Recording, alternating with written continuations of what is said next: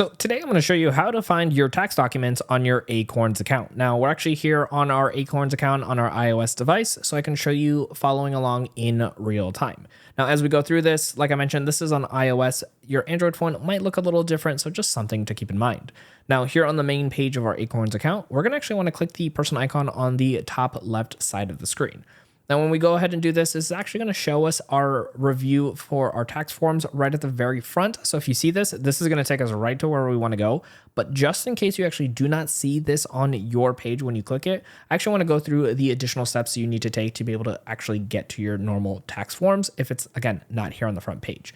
So what we're going to do is actually click over here on the settings. And then from our settings, we're going to go ahead and scroll all the way towards the bottom. And then right over here at the very bottom, we're going to see where it says Tax Center. So we're going to go ahead and tap over here.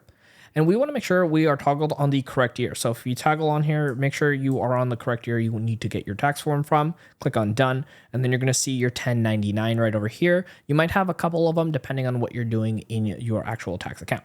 Now you can see right over here, depending on when you're looking, typically you're going to be getting them towards the end of February, early March. So if it's not currently available, make sure you come back and check on it. Now, once this is available, this will be highlighted for us to be able to click on and be able to then either download, have it sent through email to ourselves, or even send directly to our tax accountant. So that way we have all of our tax paperwork. Now, just in case you have additional brokerage accounts that you are utilizing and need to get your tax paperwork from, I'm going to actually have a video right over here on screen that's going to go over all the different major brokerages that you might be using to find your tax forms on.